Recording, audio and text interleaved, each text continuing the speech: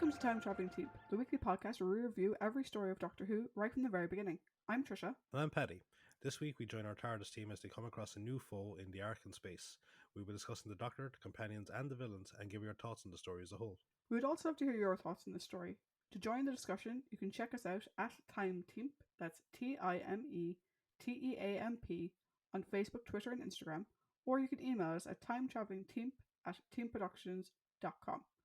Now though, Paddy, I know you're still a little bit unwell, but could I trouble you for a story recap, please? I shall persevere. And if I fall in the attempt, well, you're shit out of luck. We'll make do. You could be replaced, it's fine. That's your cue to say, no, I can't be. Oh yeah, no. You're a crucial part of this experience. I'm joking. Of course you are. Cool. Part 1. On a space station orbiting Earth, an unseen figure stalks through the cryostasis chamber containing the crew and opens one of their pods. Later, the TARDIS lands in an empty room on the station, and the Doctor exits first, giving out to Harry, calling him a ham-fisted idiot for messing with the controls and forcing their landing. Harry exits amazed at his new surroundings and begins to espouse the benefits the TARDIS would have for the London police force, but Sarah Jane tells him to stop babbling. The Doctor points out that there isn't much oxygen and then uses a yo-yo to test the gravity, which leads him to believe that they are on an artificial satellite or space station of some type. Sarah Jane starts to worry about the lack of oxygen, but the Doctor manages to find a control panel and reactivates the power. Sarah Jane sees a door open to another room and calls out to the Doctor, but he is too interested with the control panel, and neither he nor Harry notice her go into the room. The Doctor says that judging by the technology, the space station was built in the 30th century, but they arrived thousands of years after its construction. They then hear a dull thudding sound and notice that Sarah Jane is missing. Unbeknownst to them, the door closed after her when she went into the room, and she is currently suffering from the lack of oxygen. The Doctor eventually finds the door, but says it must have a remote control, and he asks Harry if he had touched anything. After a few moments' hesitation, he says that he did, and the Doctor urges him to struggle past the oxygen deprivation to remember which button he pressed. Harry presses the button and the door opens, allowing them to access the unconscious Sarah Jane. However, the door closes after them, and the Doctor goes to a nearby control panel to see if he can open it again. He notices that nothing seems to be operating correctly, and he opens the control panel to discover that the power cables have been cut. Harry then passes out, and the Doctor frantically tries to rewire the panel and manages to get the air flowing again. The Doctor wakes up Harry, and the two of them carry Sarah Jane to a nearby bench, but he goes back to working on the panel. He says that it looked like something bit through the cables on purpose. Harry then helps arouse Sarah Jane, who threatens to spit in his eye if he calls her old girl in his old-fashioned manner again. The Doctor gets the door open, and Harry says that some brandy should help them both up and running again. The Doctor starts to lead him to the TARDIS, but Harry points out a strange dish descending from the ceiling, and they take cover as it fires a bolt of electricity at them, which destroys one of Harry's shoes that fell off. Sarah Jane asks what is going on, but she suddenly falls unconscious as lights flash around the bench and she disappears. The Doctor uses his hat on an antenna to try and gauge the range and sensor level of the dish, and it fires another bolt at it. Harry calls out to Sarah Jane to tell her to stay away from the door, but he doesn't realise that she is gone. The Doctor uses the antenna again, but the dish doesn't react, and he realises that the dish is attuned to attack organic matter, and they are safe so long as they remain under the bench that they are using for cover. He then uses his sonic screwdriver to loosen the desk's moorings. They then maneuver the desk around to the control panel that has the cutoff switch for the dish, but they can't reach it without activating the dish itself. The Doctor tries to use his scarf, but he gets hit by the dish. He then gives Harry a cricket ball when he says that he could hit the switch with it, but it gets blown to bits. The Doctor then gets Harry to throw his other shoe as a distraction, and he dashes out to the switch, successfully turning it off. They then call out for Sarah Jane. At that moment, she wakes up in an alcove in another room filled with sounds of soft music and a voice welcoming her to Nervous Station, and tells her to remain still for the processing. Another voice, belonging to a woman called the High Minister, thanks Sarah Jane for the supreme sacrifice she's about to make, which causes her to panic, but she is still too weak from the oxygen deprivation to do anything. A screen then seals off the alcove, and a gas starts to fill it. The Doctor and Harry examine the bench they put Sarah Jane on, and the Doctor discovers that it is equipped with a short-range teleport. They make their way through to the station to look for her. They come across a closed door, and a voice tells them to stay away as the area is sterile, but they open it anyway. Harry spots something move up ahead, but the Doctor says he didn't see anything, and they see a large slime trail leading into a grate too small for them to fit. They then enter a decontamination chamber before entering another control room. The Doctor notices a door marked Animal Botanic, and he realizes that the station is a cryogenic repository. He also discovers a large cache of microfilm detailing all of human accomplishment from architecture to music. Harry suggested it could be some sort of survival kit, and the Doctor wonders what could have happened to humans who were meant to benefit from it. Another door opens and they go to investigate it, seeing it as a cryogenics chamber filled with hundreds of sleeping people. The Doctor applauds humanity for its indomitable will, whilst Harry examines one of the bodies, leading the Doctor to explain how suspended animation works. The Doctor then says that they will need to find Sarah Jane, but before they go, Harry points out a slime trail coming from a grate into the room. The Doctor notices heat coming from the slime trail and starts to get worried despite Harry's best efforts to say it's nothing to worry about. The Doctor says that they should look around to make sure everything is okay, and after a few moments, Harry finds Sarah Jane in one of the cryostasis pods, dressed like one of the sleeping crew. The Doctor mournfully says that it will be almost impossible to wake her up now, but Harry says they need to try. The Doctor says they will need a resuscitation unit, and Harry begins searching the nearby storage presses for one. As he opens one of them, a large green insect comes out at him. Part 2. The insect, which is about the size of a fully grown man, falls dead to the floor. Harry asks what it is, but the Doctor says that they can find out after they locate a resuscitation unit for Sarah Jane.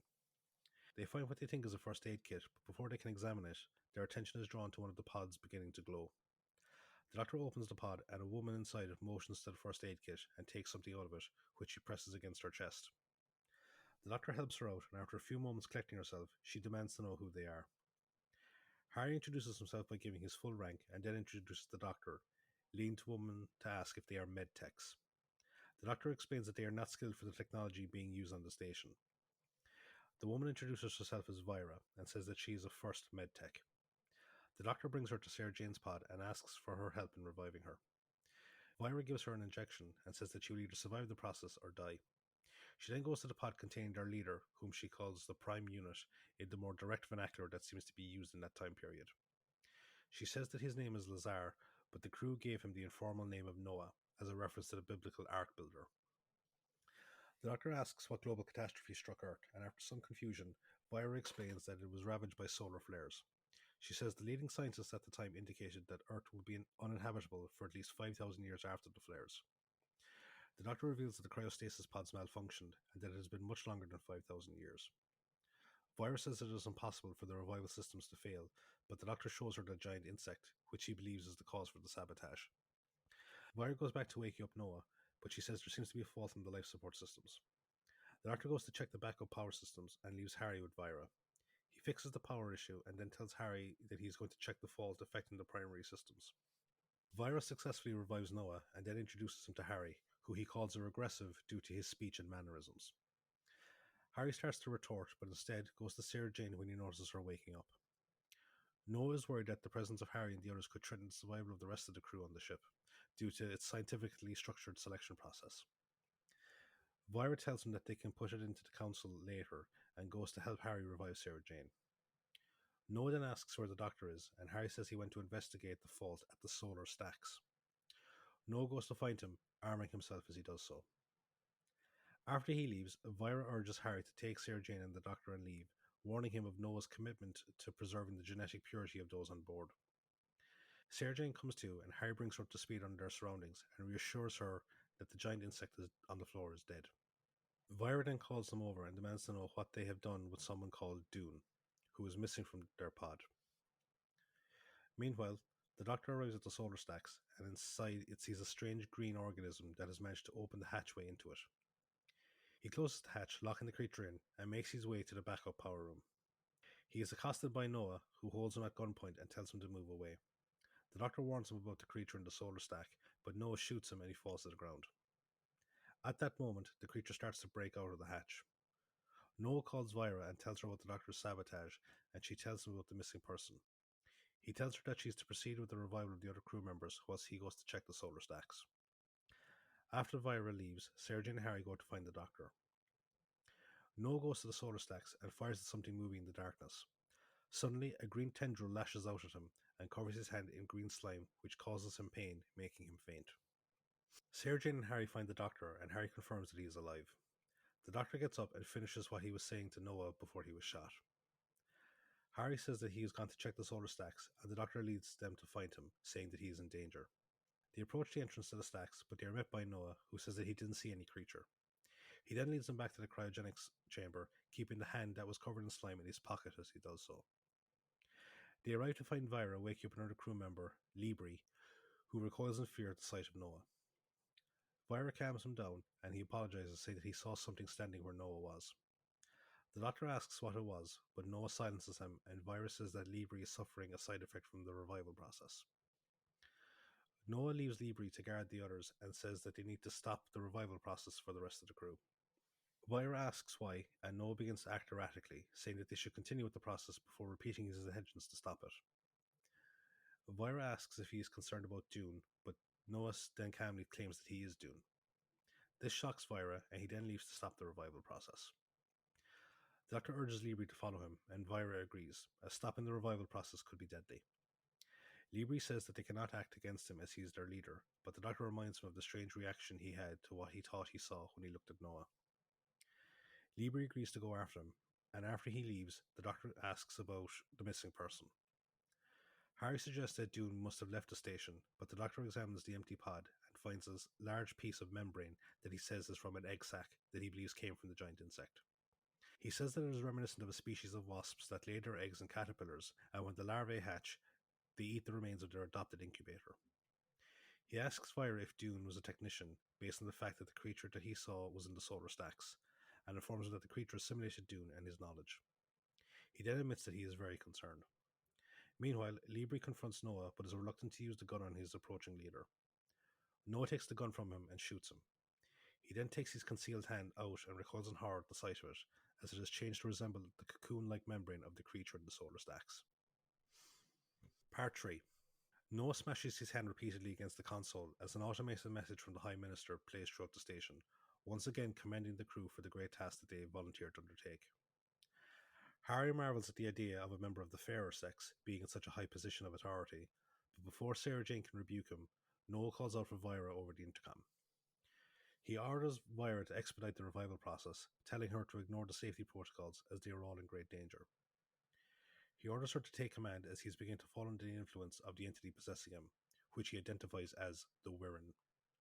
He then staggers away, leaving the others to think on what they have just heard. The Doctor starts talking to himself about the threat the Wirren poses to humanity, and then tells Vira that they need to find Noah immediately. She starts to object, saying that she needs to continue with the revival process, but the Doctor reminds her that Noah put her in charge, and he will need her to help talk to him. He tells her that Harry can oversee the revival process, and leaves Sarah Jane to help him. The Doctor and Vira make their way through the corridors and encounter Noah, and they see the cocoon membrane has spread to cover most of his torso and face. He tells them to keep back, holding them at bay with his gun, and the Doctor asks how long they have before the Wirren have fully matured. He tells them that it won't be long, and he throws down the gun and leaves. The Doctor picks it up, whilst the dejected Vira tells him that she and Noah had been assigned to be bonded when they arrive back on Earth. The Doctor then leads her back to the cryogenics chamber. They arrive to find Sarah Jane and Harry talking to two revived men, technicians Rogan and Lysett, about what has been going on. The Doctor gets Harry to help him pick up the dead Wirren so they can dissect it to try and find a weakness. Vira then takes Rogan and Lysett to walk them through the revival process. The Doctor tries to stop her, saying that the Wirren larvae will hatch long before the rest of the crew are revived, and those that are woken up will be used to create more Wirren. He tells her that they need to focus on finding a weakness so they can destroy them whilst they are in the vulnerable pupal stage, and Vira agrees. The Doctor returns to his companions, and Harry shows them the insides of the Wirren. They notice that it seems to convert carbon dioxide to oxygen, and the Doctor says that it must live in space the same way a whale lives in the ocean. Vira asks about how Noah was able to feel the maturation of the Wirren larvae, and the Doctor says that he is attuned to their hive mind due to his symbiotic relationship with them. He then takes the outer layer of skin off the Wirren's eye and takes it to the control room. He hooks it up to a video monitor so they can see the last thing it saw before it died. Unfortunately, the power cable isn't strong enough, and he says he will connect his own brain to boost its power. Vira says it is too dangerous, and she and Sarah Jane try to talk him out of it, but he says he has to risk it to find out how to defeat the Wirren and save humanity, who he says are his favourite species. They start the process again, but Lysett hears a noise coming from the cryogenics chamber, and he and Rogan go to take a look. They see a grating torn open with a slime trail leading away from it. Suddenly, a Wyrm larva charges at Lyset, who tries to lock himself into an empty pod, but he is too slow and the larva kills him. Rogan runs back to the control room and shuts the door, telling the others what happened. Vira tells him to get weapons from the armory, and Harry goes with him. Meanwhile, she and Sarah Jane watch on the monitor as through the Doctor's brainwaves they see the Wyrm arrive at the station and attacked by the defense system. They then see it open the control panel and sever the cables before approaching a cryostasis pod and taking out its occupant, who Vira recognizes as Dune. Meanwhile, a further transformed Noah ambushes Harry and Rogan as they make their way back from the armory, but they manage to drive him back with the power of their weapons. Harry seals off the section before they continue back to the control room. In the control room, the larva tries to force the door open, and Sarah Jane unhooks the Doctor from the machine. Vira thinks that he's been possessed by the hive mind as he keeps repeating the word Wirren, but Sarah Jane stops her from shooting him as he goes back to normal. The larva manages to open the door just as Harry and Rogan arrive, and together with Vira they shoot at it, but it seems to be immune to their shots. The Doctor starts to walk to the larva in a trance, but is stopped by Sarah Jane. He tells him to fire lower down at the larva, and it then falls to the floor and retreats back into the grating. Rogan closes the door again, and the Doctor wonders why the larvae are attacking now when they could wait until they matured and be invulnerable to the weapons. He then reveals that their best weapon is electricity, as it is what the defense system used to kill the Queen. He then reveals that their best weapon is electricity, as that is what the defense system used to kill the Queen. He tells the surprised Harry that it was through sheer willpower that the Queen survived long enough to sabotage the system and lay its eggs in Doom. The Doctor then asks if they can electrify the infrastructure of the station, but Rogan says they can only do it from the main control center, which is currently being watched by Noah. The Doctor then says they can reverse the directional circuitry on the transmit beds and volunteers Rogan to go first as he appreciated the idea. The Doctor sends Harry next, but before he can send Sarah Jane, the power fails. He calls through to Rogan, who says where the fault is coming from, but he is suddenly cut off. The Vira then notices that the oxygen flow has stopped again, and the Doctor says the Wyrm don't need oxygen to survive. He says that he will go down to the section with the power failure and to try and fix it, saying it should be safe to go as the Wyrm are probably in their pupal stage.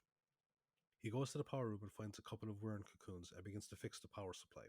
However, he is confronted by Noah, who finishes changing into a fully mature Wyrm. Part 4. Vira and Sarah Jane appear and tell the Doctor to run whilst Vera shoots Noah. Noah calls out to Vira and tells her to evacuate the station as soon as possible before the Wyrm hatch and kill them all in revenge. He explains that millennia ago, human colonists arrived to their breeding worlds in the Andromeda Galaxy and drove them off their planets in a series of brutal wars. When the Doctor asks why they want the station, he says the Wyrm intend to lay their eggs into humans in the cryostasis pods. By doing this, they can assimilate all humanity's knowledge in order to become a stellar empire. As he speaks, the cocoons behind him start to hatch, and the Doctor leads Sarah Jane and Vira away, with Noah again telling her to leave. They arrive back at the control room where they are met by Harry and Rogan. The Doctor tells them about the Wyrm's plans, and Harry suggests that they leave in the TARDIS. The Doctor says that Vira won't abandon her duty, and they can't leave the Wyrm free to infest the rest of the crew. He then says their only chance at stopping them is to electrify the infrastructure around the cryogenics chamber, but they can't access the power supply due to the presence of the Wyrm. Sarah Jane starts to make a suggestion, but the Doctor cuts her off by saying that they need to bait out the Wyrm out of the power room. Vira asks what will stop them from simply turning off the power supply again, and the Doctor says they will have to electrify the switch, but Rogan says it will take too long. The Doctor then asks Sarah Jane what her suggestion was, and she says they can use the power supply from the transport ship docked at the station. Rogan says that will work, but they will need to run a cable from the control room to the ship, but it will be exposed to sabotage by the Wyrm. The Doctor suggests using the power conduit tunnels, but Rogan says they are too narrow for them. Sarah Jane says that she could fit, and despite Harry's protests, the Doctor tells him to go attach the cable to the transport whilst he prepares the cryogenics chamber. Sarah Jane slowly makes her way through the conduit tunnel as the Doctor works on wiring the chamber. However, he is forced to take cover in an empty pod when a Wyrm enters the chamber. Rogan guides Sarah Jane through the maze of conduit tunnels, but as she goes on, the claustrophobia and fear of the patrolling Wyrm cause her to get stuck. However, the Doctor can hear her and shines a torch down the conduit tunnel to show her how close she is, but she says that she can't move and begins to cry. The Doctor again begins to berate her, saying that they shouldn't have trusted a useless girl like her. An infuriated Sarah Jane manages to get herself loose and crawls out of the conduit to give the Doctor a piece of her mind. However, he tells her that he is proud of her, and she realizes that he only said those things to help her see past her fear and get her out of the conduit. The Doctor then hooks up the power cable and signals for Rogan to turn on the power to the transport ship. The plan is successful as the Wyrn try to access the chamber, but is shocked when it touches the door. The Doctor says they will need to keep the power on as the Wyrn are not going to give up so easily. Suddenly, one of the Wyrn reaches through the open grating and tries to pull Sarah Jane through it, but the Doctor rescues her by shocking it with an exposed cable. A few moments later, the power comes back on in the station, and Noah calls out to them again, offering them safe passage from the station in exchange for access to the cryogenics chamber. The Doctor refuses, and when Noah tries to reach out to Vira, he cuts him off by saying that Vira agrees with him. Noah threatens to shut off the oxygen supply if their demands are not met, and again offers them safe passage away, saying that as a swarm leader, his commands would be obeyed. The Doctor tries to reach out to Noah's humanity, but he refuses to listen. Meanwhile, Harry spots movement outside the transport ship through a security monitor, and Rogan says that the Wyrn are trying to access the ship. Vira orders Rogan to start one of the engines to blast them away. However, a short while later, Vira spots more Wyrn trying to access the ship via its external vents outside the station. Vira informs the Doctor and says that once they get into the ship, it won't take them much time to reach the command section. The Doctor tells Rogan to cut the power so he and Sarah Jane can get out, and tells him to set the transport ship for automatic takeoff. The Doctor and Sarah Jane go and meet them, and he tells Harry to take the girls into the station whilst he and Rogan seal the ship with the Wyrn inside. The Doctor then tells Rogan to get inside whilst he sabotages the locking mechanisms, but Rogan, knowing that the blast from the engines will kill the Doctor, knocks him out and places him inside the station before sabotaging the locks himself. The transport ship takes off, killing Rogan in the process, and Vira and the others watch it fly off into space. Sarah Jane and Harry dejectedly believe the Doctor to be dead, but he suddenly appears and tells them of Rogan's sacrifice. He says he also believes that Noah helped them by leading all of the Wyrn onto the transport ship. This sentiment is proved to be correct when Noah calls them and says goodbye to Vira moments before the ship explodes, as a result of him not setting the stabilizers correctly. Vira then says that she will need to begin preparations for returning to Earth, but says that they will need to use the backup matter transmitter, which is only capable of sending 3 people to the planet at a time. The Doctor inspects it and says that the beam from the receiving end on Earth is faulty and offers to go check it out. He sends Sarah Jane to get his code from the TARDIS in case the solar flares have adversely affected the weather, and she and Harry come back wearing poor weather clothing as well. Realizing that they won't be left behind, the Doctor and the duo beam down to Earth as Vira thanks them for all their help. End of the story. Thank you very much. You're very welcome. I made it. You did. One thing as well, I was going to talk about this in trivia, but I'll say it now at the end of our summary. Last week we were talking about like what is Harry's title. Yes. And he says it in the story. It's Surgeon Lieutenant. Yeah. So now we know.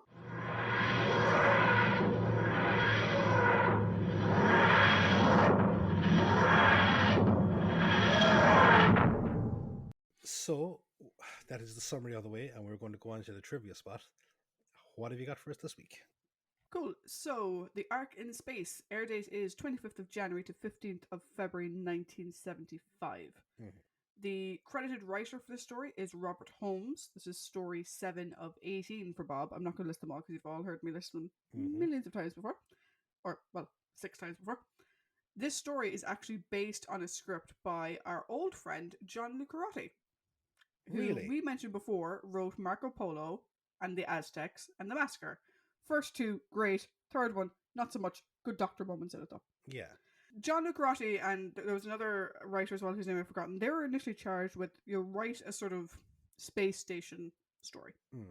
At the time, though, John lived on a boat in the Mediterranean, and there was a postal strike afflicting the area, so he was basically incommunicado, right? They couldn't get anything from him, and there was no way to, have a timely consultation. So while he was fully paid for his work, he handed in a script and he was fully paid for it. Bob did a page 1 rewrite, retaining only the central concept that John had had in his original script. You know the way that they've been doing like the original draft versions of stories? I'm coming to this now. Oh. So we will get a bit more insight into John's original script in the upcoming Big Finish story, Doctor Who, The Lost Stories, Doctor Who and the Ark. This is being adapted from John's original story. They have access to the original script, or they got the original story brief, and it'll be brought to life with Tom Baker as the 4th Doctor, Sadie Miller as Sarah Jane, and Christopher Naylor as Harry. According to the Big Finish website, it will be released in March of next year. And yes, I have already pre-ordered it. I'd actually be very interested to hear that, because John does, for the most part, as I said, we said with the first two, he does fantastic historical stories. I'd be very interested to see how he had done a science fiction story. Yeah, I'll get. There's a couple of little mentions in a couple of trivia points, and they give a little bit of insight into what was going on in John's brain. In context, it sounds a bit bonkers, but I'm still looking forward to the Big Finish production. So, the director for the story is Rodney Bennett. This is the first of 3 stories that Rodney directed. We'll see his work again next week in the Sontaran Experiment, and then again in The Mask of Mandragora. Rodney passed away in 2017. We have a producer change happening in this story. So Barry Letts is now finished as producer, and in his place we now have Philip Hinchcliffe. Philip will serve as producer for basically the rest of the season and then 2 more seasons of Tom. Philip is kind of, most remembered for bringing a sort of darker feel to Doctor Who, making it a bit more gothic, more sort of hammer horror. It's probably the terms that get thrown out the most in terms of Philip's run. And while this doesn't really do the whole hammer horror quite as much as his future stories will, a lot of people have said that it's quite similar to Alien. There is a sort of space opera horror element to it. I suppose, just a heads up, this is quite possibly my favorite era of Who in terms of the tone, because like you know me, I'm a big horror fan, and yeah, there's just so many good story elements throughout Hinchcliffe's run. Yeah. Philip also wrote 3 of the Target books. He also wrote a number of audio stories, including the Philip Hinchcliffe Presents series. And actually, this is the last non-season opener to introduce a new producer. So the season opener was Robot last week, but that was filmed at the end of season 11. Yeah. So now Philip is coming in beginning of the production block for season 12, which is actually story number 2 of season 12. So the working title for the story is Ark in Space, just without the word the. We mentioned John Lucarotti originally submitted a story. His storyline included an Ark, an uninhabited Earth, humans who had overslept, and aliens who had entered the Ark in the meantime. So the core structure is still there. A couple of differences are the race of the aliens, who Lucarotti called the Delk. They are able to replicate instantly. The Doctor went to the Ark on purpose. Probably the biggest difference. Harry not being to blame in that one. Ham-fisted idiot. John also gave the stories individual episode titles. So when he was doing the show, those are still there. And I am now so looking forward to the Big Finish version of this, because I'm really curious as to where he got the names Buttercups, Puffball, Camellias, and Golf Ball. Those are the names of the episodes. I'm going to assume it's got something to do with the aliens that he had. I presume so, but still. Interesting episode titles, John. This would have been John's 4th script, and obviously it didn't happen, so but this is the final mention of John we're going to get, so glad that some of it survived. In terms of the actual shooting script, or the script that Bob Holmes did himself, the page 1 rewrite, originally in the final stages of the larval infestation, Noah's head was going to split open and have a torrent of acid goo come out of it. It was cut because, as you can imagine, too graphic. Yeah. Conflicting reports on if it was ever filmed. There's certainly no footage. So if it was filmed, it was lost. Similarly, you may notice at one point in, I believe it's episode 3. It might be. Yeah, it's episode 3, I think. The Doctor and Vira are in the corridor and they encounter Noah. Yeah. And he's sort of like the half-green version of Noah. And there's kind of a weird edit where it cuts from a shot of the Doctor looking on at Noah and Vira. And then it's just the Doctor glowering at a door, and it looks like a weird angle on the room, and they're like it zoomed in on a gun at one point. Yeah. And it just seems a little bit weird when you look at it. The reason for that is originally, and apparently the scene was filmed, Noah begs Vira to kill him and to end his agony, basically. But Phil Pinchcliffe thought it was a bit too dark and decided to cut it. And Kenton Moore, who ended up playing Noah, he said that he was actually quite upset about that because a lot of what we know about Noah, a lot of Noah's character came through in that scene, and he thought it was kind of crucial to the way the rest of the story played out. So he was a bit upset that that scene got cut, and it's now lost. We don't have any visual record of it, though apparently it was filmed. That's a real shame because that I think that would have been a very interesting story element to add.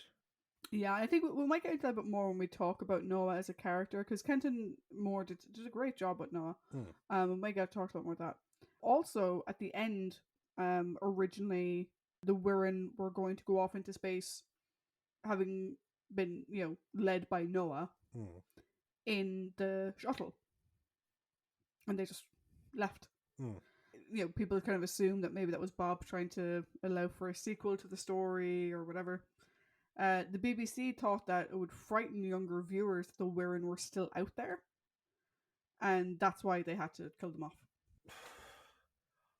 I'm gonna have thoughts on that. I think not in the overall, but when we actually talk about the Wirren themselves. Yeah. A couple of other items here. So in part 1, you may notice the opening title sequence is a little bit different. It's kind of like pinky green. That didn't last long. They never used it again. Just a fun episode. The first episode, part 1 of this story, the only on-screen speaking characters are Harry, Sarah Jane, and the Doctor. We have a shot of Technician Dune, who doesn't speak, and then we have 2 voiceovers. One, the sort of peaceful station introduction, then the angry station, go away, this is an isolated area, and then the voice of the High Minister. But technically speaking, they're not on set. So this is the first story since Edge of Destruction where our core cast are essentially on their own with nobody else. Jesus, that's a long time ago. It was a long time ago. Vira apparently was originally written to be black and possibly Haitian, but this was changed by the director. This is actually, I don't want to get into too much of my overall, but this is a passing comment. This is actually one of the stories that you would have expected to have more of a multicultural cast. Yeah. And surprisingly, it doesn't. Yeah. Which, given some of the messaging, is concerning and I hope unintentional. Yes. Yeah. Some of Noah's motivations, shall we say. Yeah. Particularly considering some of the previous stories that we've had that have been very good, at least attempts at representation. So on to our cast. So as Vira, we have Wendy Williams. This is the only Doctor Who acting credit for Wendy. Her non-Who credits include The Eustace Diamonds, Knight Errant Limited, North and South, The Regiment, Z-Cars, and The Darling Buds of May. Wendy was married to Hugh David, who directed The Highlanders and Fury from the Deep. What's actually kind of, this is really weird, right? You say that Vira is initially supposedly meant to be played by a black woman. There's a very famous talk show host called Wendy Williams who actually in America very different Wendy Williams, very different. Very different. I will take our Wendy Williams any day of the week. Thank you. Absolutely. Wendy passed away in 2019.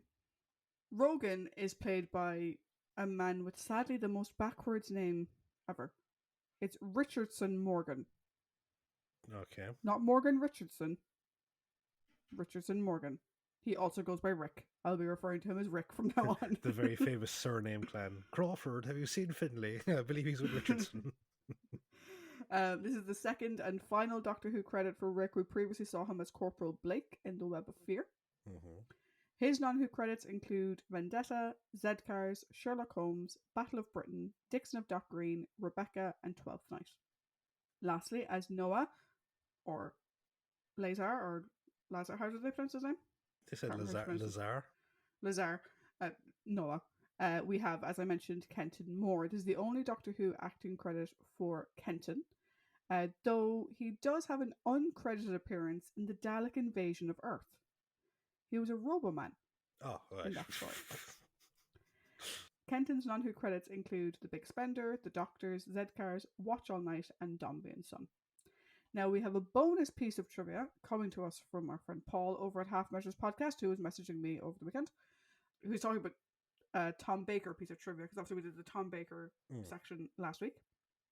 So, Tom Baker's voice was voted as the most recognisable in the UK in 2006 after the Queen, or as the fourth most recognisable, sorry. Start again. He sent it to me like, a summary of what it was. So, Tom Baker's voice was voted as the fourth most recognisable in the UK in 2006 after the Queen, Tony Blair, who was the then Prime Minister, and Margaret Thatcher, who's obviously a previous Prime Minister. In 2006, his voice was used by BT for spoken delivery text messages to landline phones. He recorded 11,593 phrases containing every sound in the English language to be used by text-to-speech services. Very interesting. So you could basically call a number and have Tom Baker be the voice on the other end. Hello there. Paul, thank you for the trivia, and sorry I fucked it up. Thank you, Paul. He sent me his impression. I'm going to do this. Sorry to do this, man, but you gave me the ammunition.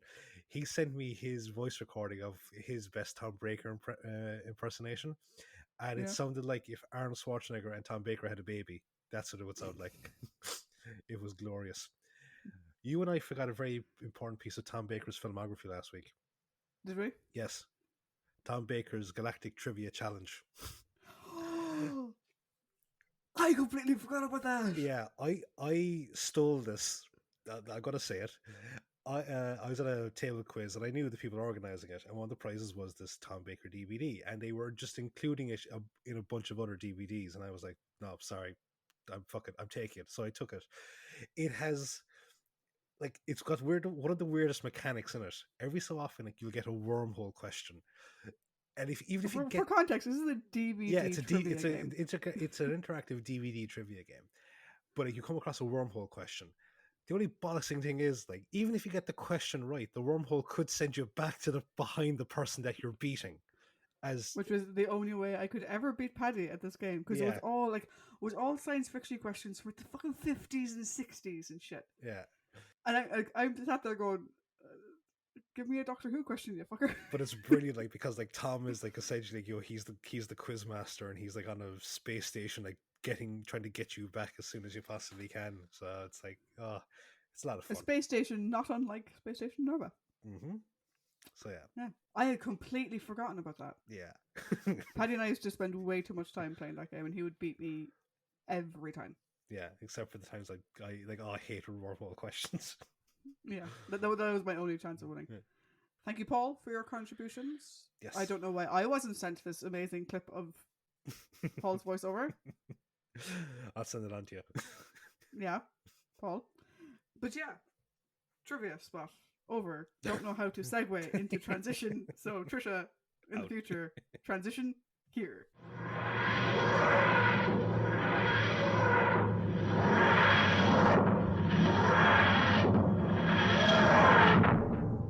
So we are going to do the character discussion next. So as always, we have the Doctor, we have the companions of Sarah Jane and Harry, also Vira and Rogan as our story-based companions. Prominent character, I put Noah as a prominent character. Yeah, I would agree. Yeah, and then the Wirren themselves as the villains. Wirren. I love that Tom just says like Wirren, like when he comes out of the thing, because he rolls his R's. Oh, I actually have a point about that. So is it okay if I go first? You may go first. So straight out the gate, okay? Two things I love in Doctor Who. I love it when the Doctor says that he's afraid, and I love when Tom says it, because his voice adds such a terrifying weight to the fact.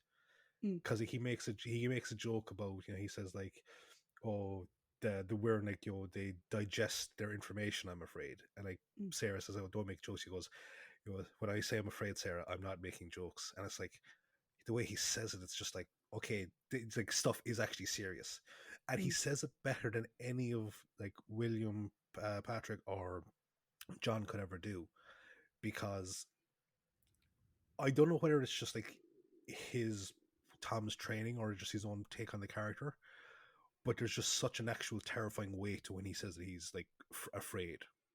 Yeah, we've kind of talked about that a bit in the past, in that with Bill, we didn't really get a lot of fear. No, it was the imperious defiance. Yeah. With Patrick, the fear was very present, but it was a very visual fear. Yeah, it was. You know, like it was all over his face, flailing and grabbing his arse and whatever. Hmm. With John, again, there's not a lot of fear, and to us, when he does say he's afraid, you don't really believe him. No. Like John was because he was kind of the James Bond. Yeah. You never really thought John was in any danger. No. And even when he is in extreme danger, you don't think he's afraid of what's going to happen. No. And then we have Tom, where he's not as obvious as Patrick, but you believe it when he says it. Absolutely, like it's just the shiver factor, I think. But yeah, it's just like it's that voice. It just adds so much to the dialogue. But like I think this is a great display from from Tom as the Doctor here. Like so, like we have the scientist, which is great. We've got the negotiator, like trying to reach out to Noah's humanity, like or even like just trying to like send the Wirrn away, you know. Yeah. I like that because that kind of leads into my point about the Wirrn later on. The Doctor being a dick, but I don't think he is as harsh as his previous incarnations would have been in the exact same scenario. I have a note on this, but you can finish up your stuff on it. Yeah, no, like when he's like you're basically calling her a useless girl and silly, crying and all this type of stuff, and then when she comes out, he was just like saying, "I'm very proud of you." It's like I think if the other ones had said it, if they were to say it, I don't think it would have sounded as genuine. No, that's not just me, making excuses for at the moment my favorite Doctor. It's a genuine belief I have in this particular incarnation. I think Bill may have gotten away with it. If it was like with someone like Vicky, I think Bill would have gotten away with it. Possibly only with Vicky, actually, now that I think about it. Yeah, I don't think he would have gotten away with Susan. No. No. And Barbara would have clocked him. Yeah, absolutely. So, and then I suppose like my last point here that I can think about the top of my head is it's more so to do with Tom, but he's got fantastic chemistry with everyone that he's on screen with. Absolutely, I completely agree. So for me, like this story is such an interesting. Again, so many quotable lines. So many of my best bits of this story are just lines. It's like, what did you do, Harry? What, me? Well, there's only two of us here, and your name is Harry. Yeah, I fucking love it. And obviously, the ham-fisted idiot, and yeah, like there's so many good lines, and like a lot of them are Tom's. Like a lot of people talk about his Homo sapiens speech or Homo sapiens. Yeah. He says Homo sapiens. Yeah, which is a great speech. It's a great Doctor sort of little monologue to himself. But there's so many great lines in this. But a couple of things that do come across in this story that we saw little bits of last week, but not quite the same way. The first is we see the introduction of the Doctor's moving Sarah to where he needs her to be without really being very particular about how he does it. Yeah. So when she's climbing down from the transport bed, as opposed to like capturing her under the arms and lifting her down, he just lifts her down as like she's like a little squished up ball and then just like plonks her on the floor. Or like when she's coming out of the conduit. Yeah. As opposed to again pulling her forward towards him. He turns his back to her and then just walks forward, so she just slowly just slides out of the thing, which is just so fun. It's something that Tom continues to do with Liz going forward. What I wanted to talk about, what you kind of hit on a while ago, is his relationship with Harry. Yeah. So the Doctor's relationship with Harry is a weird one. It's very different from any male relationship I think we've seen him have up until this point. Because we said last week that the most sort of comparative relationship is probably with Ian, because Harry is a grown-ass adult. Yeah. And so is Ian. But like we can see here that like Harry clearly frustrates the shit out of the Doctor, but it never lasts long. there's very clear frustration and anger in the moment in response to the specific action. But once that moment has passed, that anger and frustration also passes. It doesn't stick with him. Like, we see.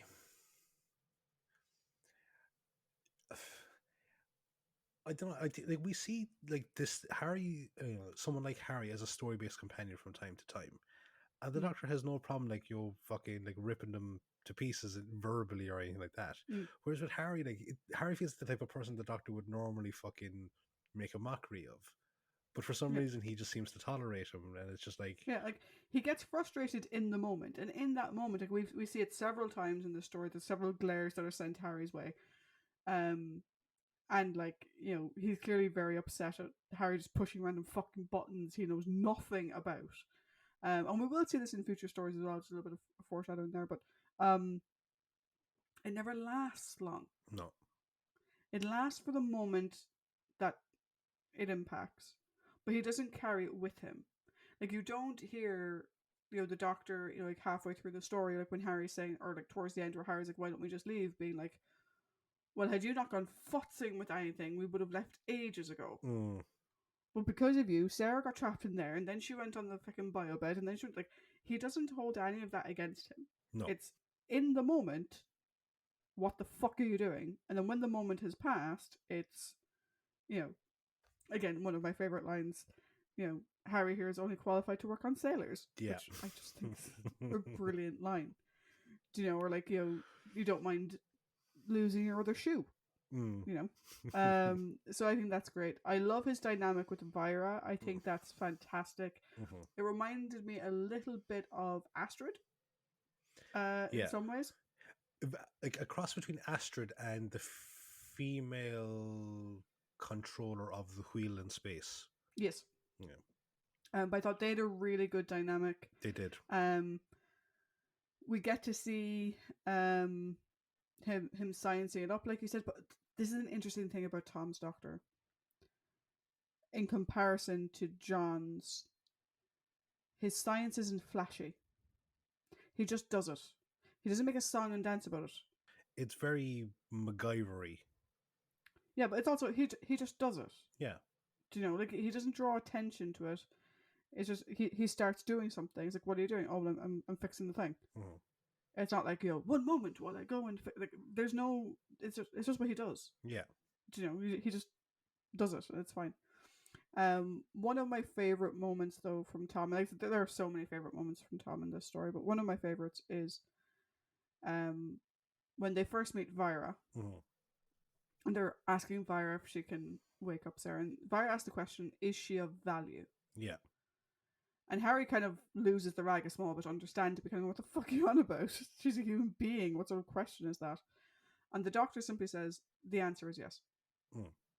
He doesn't get upset with the question. He doesn't care what the question was. He doesn't care what Vira means by of value. It doesn't matter. The answer is yes. Like, he doesn't try to explain how they see everyone as being a valuable person. He doesn't bother. He's just like, the answer is yes.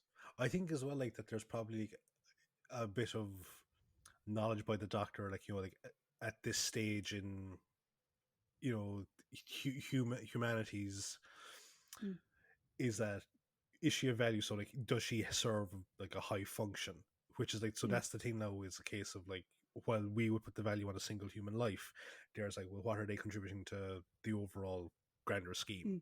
So yeah, he just kind of goes, yes. But I love the fact that, like, from the Doctor's perspective, like, it doesn't matter what your definition is. The answer is yes. Which I thought that was a great moment, because he does it completely. He looks terrified. It's just this stony, somewhat terrified expression on his face. It's just, the answer is yes. Like, I don't care how you define it. The answer is yes. Which you can take to mean, no matter what you say, I will always say yes. Or it can mean, by whatever way you determine value, Sarah will always be valuable. I think it's the latter. I think it's the latter too. You can read it as the former, in terms of like, stop asking her for a definition. It doesn't matter, because no matter what she says, we're going to say yes anyway, because we want Sarah back. But I like to think of it more as being the latter of, by whatever measure you can think of, the answer will always be yes. If it had been someone else other than Sarah, I would possibly say the former, but no, like I'm going to say the latter. Yeah, me too. So speaking of Sarah, shall we move on to our companions? I believe we should. So, she isn't hugely present in the first two episodes, but that's not a Mm. bad thing because it gives the story a chance to grow, like for us to Mm. kind of get the setting and the stakes and everything like that, and plus we get a chance to know Harry better. And when Yeah. when you have a pre-established companion, sacrificing time for that pre-established to get us to know the new one, it's not a bad thing at all. But for the latter two episodes that she is very present in, some very great Sarah Jane moments, like her intelligence, because she's the one that says about the transport ship's Yep. engine. And like I love the way like that. Even though when the doctor just cuts across her, she's like, "I'm I'm waiting. You're going to circle back to me, so I'm just going to wait here." I love that part. Her bravery, because in the sense of like we're not going to be able to fit through those conduit tunnels, and she's like, "I could, I'm yay big." Mm. That Uh, wide. yeah, I'm that wide, and like that is, um, given the scenario that they're in, it's a very fucking risky thing to put yourself through. Also, I wonder if when she volunteered, she remembered that their conduits are shaped like triangles and not rectangles. Yeah. So that wide gets like less wide further up the coast. And I know, like, that there are people out there that will use that out of context. Like, they'd use that scene out of context as their They're stuck. I can't go forward or back. yeah, like I've lost the will to live type fucking shit. But that they'd use that scene out of context to kind of back up the statement that classic companions just screamed and wailed and all that kind of jazz. Speaking from an experience of where I was in something very similar to that, I'm not an overtly claustrophobic person, but in that scenario, you like when the fear is there, you start to swell and you start to panic the more you start to swell. So it's like from experience, it's a very fucking tough situation to be in. So if you want to pick on someone that acts that way in that scenario, fuck off. Yeah. Huge alien vibes though from it, with Bishop fucking shuffling along. Like it's okay. It's funny to think that 5 years before the first Alien, and then 11 years, and like this is 5 years before Alien and 11 years before Aliens. Yet there's so much. Oh yeah, the setup is very Alien. Even in the sense that like the only of the crew we meet, only one survives, which is Vira. Yes. Obviously, the rest are in stasis, but that doesn't matter. Also, like the aliens connection, like you said, we have it with Sarah Jane going through the conduit, which you could also say that's a bit like Die Hard or whatever. But it's more true with the Bishop connection because it's running power. Yeah, running power. And it's this very small like thing. We also get it as go jump ahead. Rogan.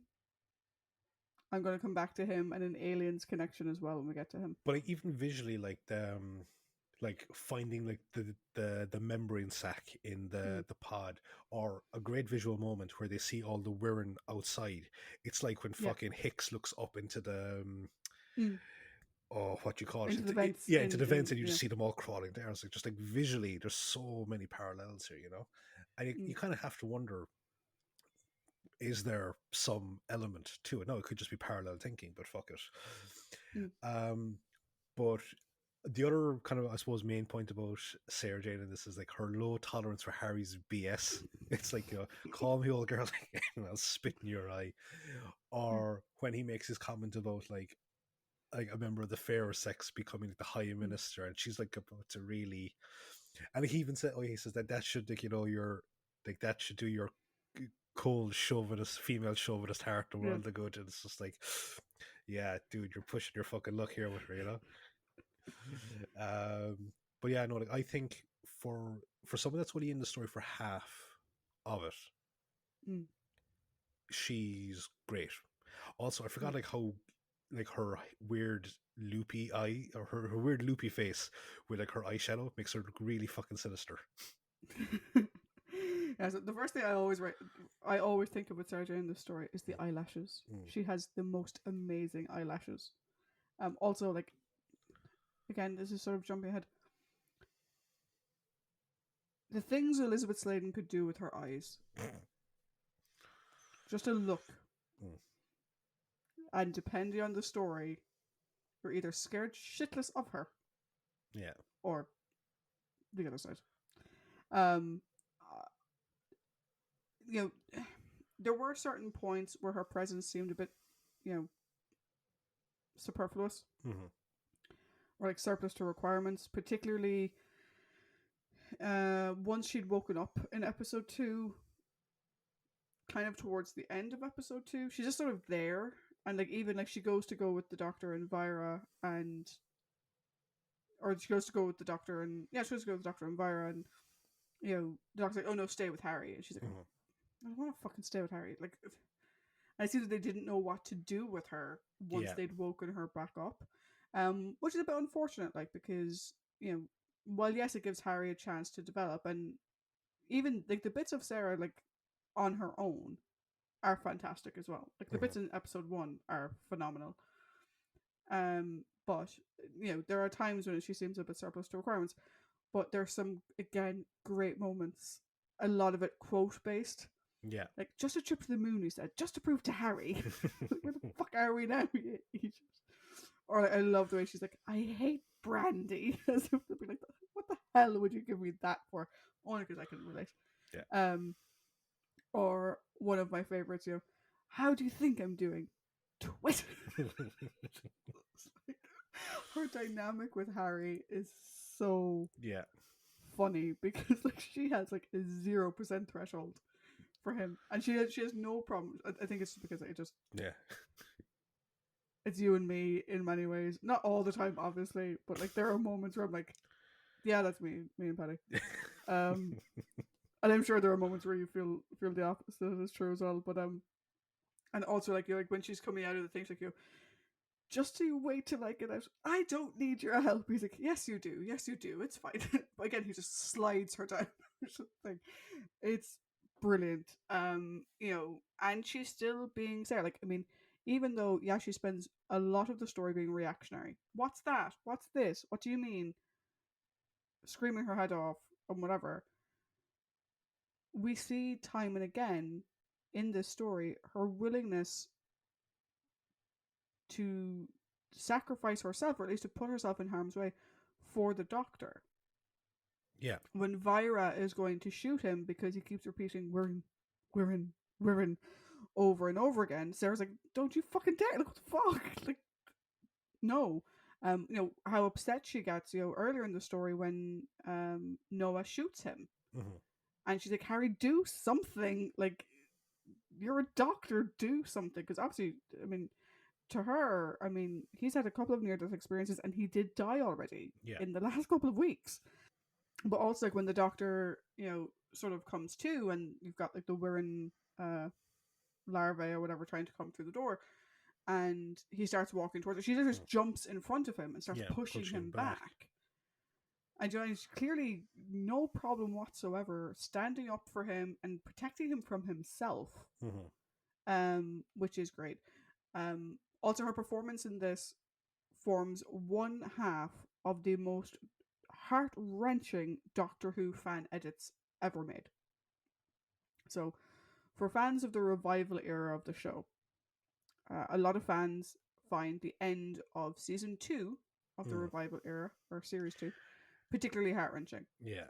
And some person decided to take that music and the David Tennant side of that scene and pair it with Sarah's performance when she gets trapped in the room and the air is running out. Yeah. Oh.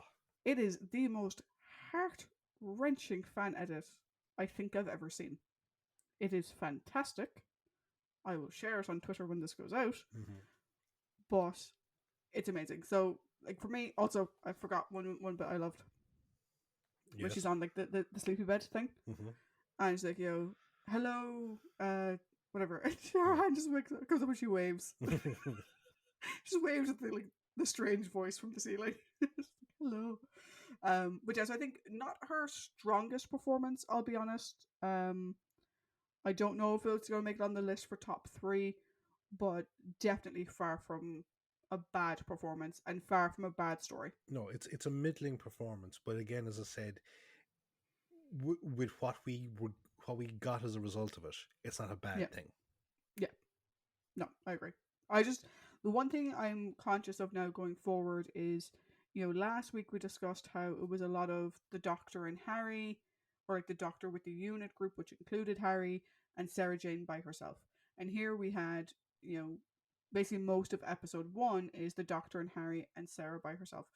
And Sarah not really getting to be part of the group as much. I am hoping that we're, like from a sort of analytical point of view, I want to see that. I want to see us coming to that curve now. Yeah.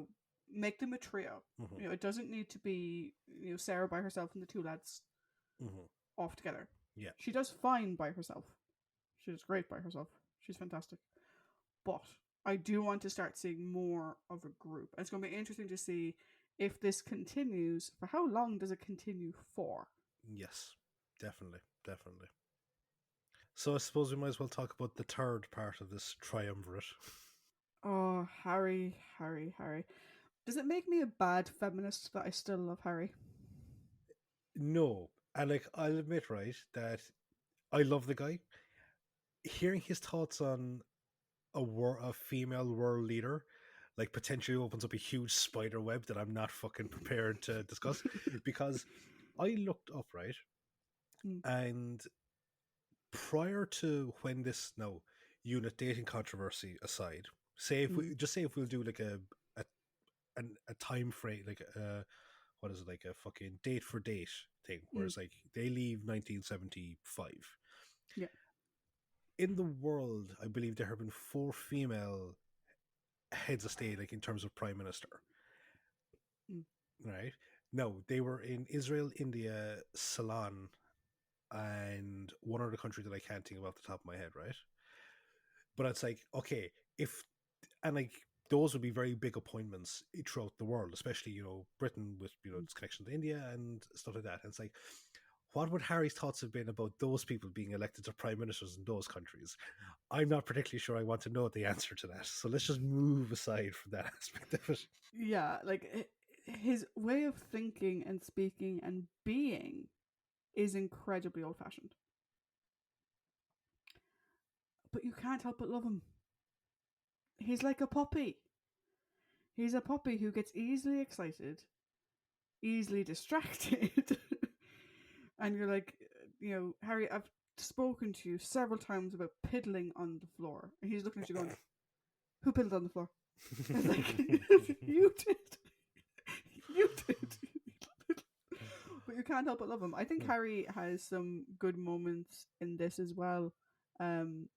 I love how like on the back foot he is with Vira. I think Vira takes him completely like shit, because like Sarah is from a contemporary time, so he knows that he can sort of like, I think he does a little bit to sort of rile her up, like wind her up and see how far she goes type thing. But with Vira, you can tell he's kind of like, well, I'm what, and like it's like having this like very strong, she doesn't yell like Sarah yells from time to time and like gets visibly very angry at them, but Vire just has this like at the start has this cold and questioning and calculating thing. You can tell he's kind of like hi.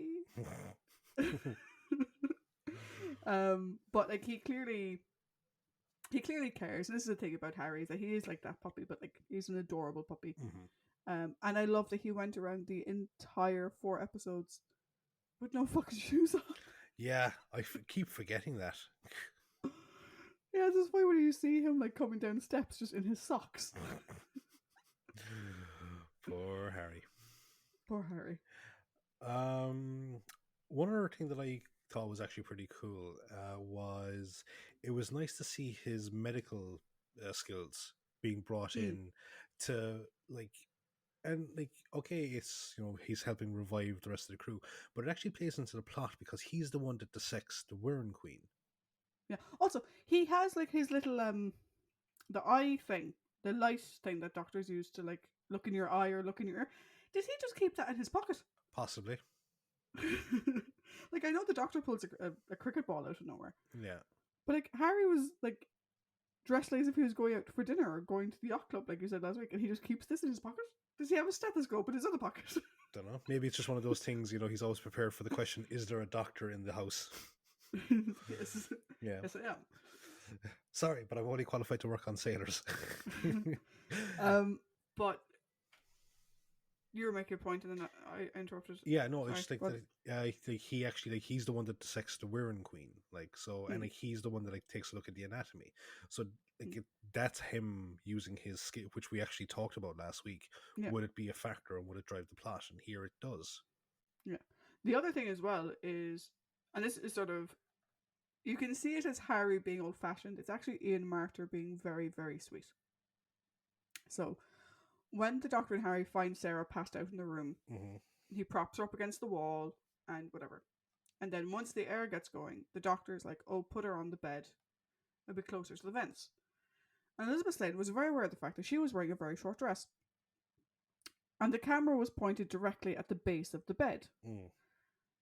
And she, obviously, Harry was going to, or Ian was going to pick her up and place her on said bed. And you'll notice when you watch it, he very carefully makes sure her skirt stays down. Yes. And that was Ian doing Liz a favour, so no one saw her knickers. Which, when you know it's Ian doing it, it's like, oh, that's very sweet. Yeah. When you realise that Harry was trying to be very like particular with her, when you consider the Doctor just sort of fucks her wherever she needs to go, it is very sweet. Do you know? Yeah. Of course, then his medical treatment is to get her a glass of brandy. Well, as you say, like it's like that's kind of the evidence more so that his old girl talk is just to rile her up, Yeah, it's also just the way he speaks. Yeah, like the way people talk now. Like I call everyone guys. I don't mean that I think you're male. I just call everyone guys, whether they're male or female. Yeah. Or what you doing there, lad? Like calling everyone lad or something. It's just his way of speaking. It's just funny that it gets her gold so much. Yeah. Oh. So now we have our story-based companions of Vira and Rugen. So I think Vira goes on some huge roller coaster in such a short space of time. Vira is one of the few supporting characters that we actually see go through character development within the story. Oh, and definitely. Given the fact that she's actually only in 3 episodes, because she's not in episode 1, she goes through a lot of development in 3 episodes. Yeah, like she's thrown into, like, they're thrown into a scenario that they could not have conceivably thought of beforehand, because they thought, like, like I suppose the human government and the scientists that lead the whole thing were like, in 5,000 years they're going to wake up and so on. So they're clearly, like, everyone's assigned task is just that it's their assigned task. So she then gets promoted to a position that she's not prepared for. Like, she's not on the command track. This isn't, as we talked about last week, this isn't Starfleet, where even though Deanna is, like, technically a bridge officer, or Beverly's a bridge officer because she's a commander, like, Beverly could be expected to take over the bridge at any given moment, whereas Vira wouldn't have been taught to be put into a command thing. Vira doesn't wear red. Yeah, she doesn't wear red. And then, like, she says, after that scene that's cut, where, and it would have added so much more to what I'm going to say now, the scene that's cut about, and she says that they were chosen to be pair bonded. Yeah. You get the impression, okay, that means that they're matched together for, like, to produce the most proficient or efficient offspring. So it's not necessarily a love match. But as the story goes on, and it's the same for Noah, you actually see that there is a love between the two. There really is. And I think that's probably one of the things that, like, Vira's a character where the more you watch her, with each passing minute, if not with each passing episode, you like her more and more. To the point where at the end you absolutely love her. I think she's amazing. Yeah. She's one of my favourite supporting characters in all of Doctor Who. Hugely. Vira is a great character. She really is. But she starts off incredibly cold and clinical, But what we see is her humanity coming out the more she loses Noah. For every Mm. piece of Noah that disappears, we see more of Vira's humanity. Not that Noah in his previous, like in his own self, was keeping Vira cold, but you can see her heart breaking.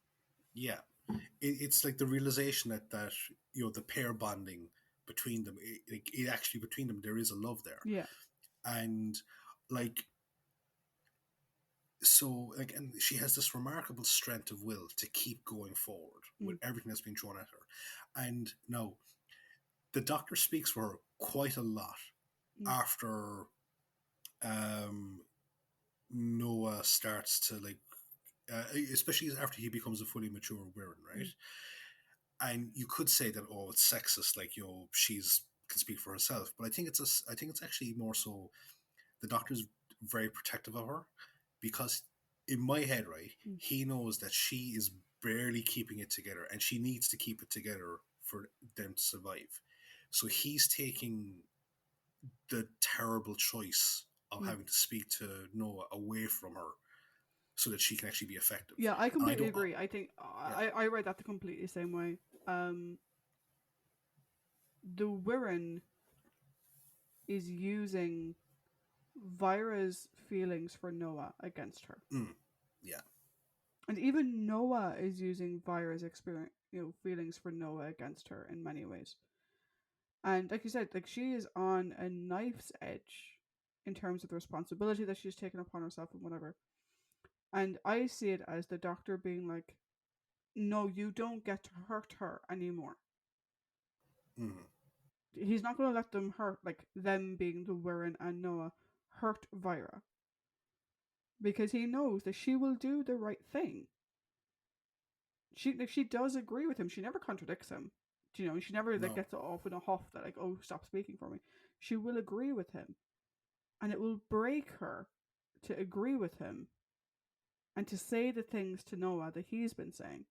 So I saw it the completely same way. I didn't see it as a sexist thing. I didn't see it as anything like that. I saw it as him protecting someone and allowing her to maintain the strength she needs to do her job.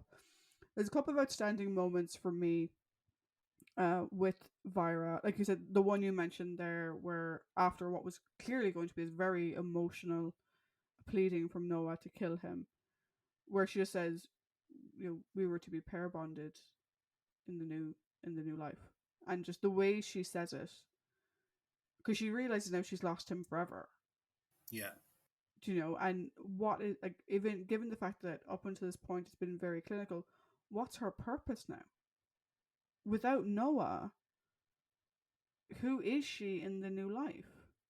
mm, What will her role be? She had a role before. She's now a commander, but what's her role once the command decisions are done? Because Noah's yeah, gone, and like you kind of wonder like what had she planned for herself when she first sees Noah um as a Wirren in the solar stacks. When he's talking to the Doctor, then Sarah and Vira come in, mm, and Noah starts talking to them. She kind of crumples down on the step and is sort of clinging to the railing, listening to yeah, Noah's voice coming from this creature. And again, he's there to her being like, Vira, take the ship, Vira, do this. And like she just sort of crumples down on herself. And we see it mm-hmm, more later on when she's in the shuttle with Rogan. When she's giving commands, I can't remember what the commands are, but it's like open fuel injector 4. yeah, You could tell that all of her strength is gone. There's no mm, emotion behind what she's saying. There's no urgency behind. She's just, yeah, do that and that, and she just looks so small in that chair. That because she's obviously they're torching these Wirren with the engines, yeah, and she's like, "Am I going to have to do this to to know, Noah?" And it's so good. And then for it to come at the end, when she's like, Noah had to have known what he was doing, and realizing that Noah sacrificed himself for them. And then obviously, her being like, I have to save my people and blah blah blah.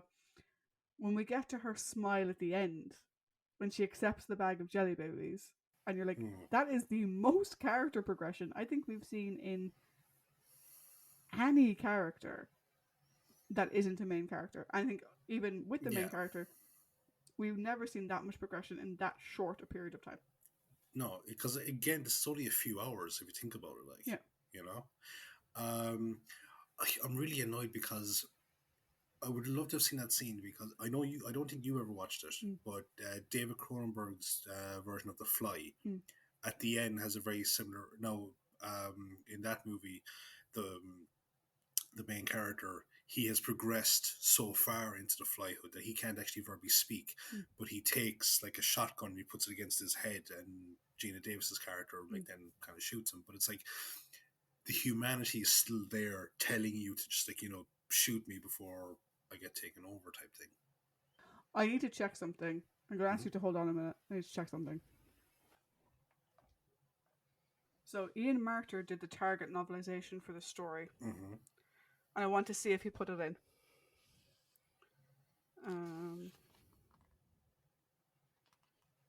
Trying to remember where it is in context. It is in the book. Oh, nice. Yeah. Yeah. So he threw the paralyzer at Vira's feet. For pity's sake, kill me. Kill me now, he pleaded, his voice barely intelligible. Then he reeled back with an appalling shriek into the airlock, as with a crack like a gigantic seed pod bursting. His whole head split open, and a fountain of green froth erupted and ran sliding down the radiation suit, burning deep trenches into the thick material, and the shutter closed. Fuck me, I need to read this book. Yeah, Jesus, that was harrowing to listen to. Yeah. Cool. Yeah. I'm adding this to my TBR list. I'm sure I probably read it when I first bought it, but that was about 12 years ago. So. But back to, I suppose, the question thing at hand, Vira, great supporting character. Definitely. And like I said, I think if we exclude the Brig, because I thought he was great in his introductory stories, I think Vira is probably one of my favorite, if not my favorite supporting character. I think she's awesome. Cool. That's pretty cool. That is more than Sir William Dupree, which, you know, you held in high esteem for a very long time. So now we have Rogan. Okay, I have a question for you. Yes. How did Rogan get to be part of the Ark? I say this because Vira and Noah make a big deal about how the Doctor and Harry speak and how they sound like regressives.